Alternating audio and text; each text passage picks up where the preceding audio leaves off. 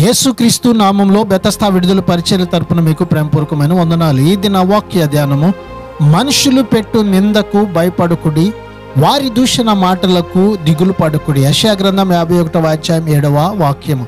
ఈ లోకంలోని మనుషులు సాక్షాత్తు యేసు ప్రభువుని నిందించారు, దూషించారు. అటువంటప్పుడు ఆయన ప్రజలకు కూడా ఈ పరిస్థితులు తప్పవు. కరువైనా, శ్రమ అయినా, నిందలైనా దేవుని కొరకు సంతోషంగా అనుభవించాలి. విశ్వాసులు ఈ లోకంలో ఎవరికి దేనికి భయపడకూడదు.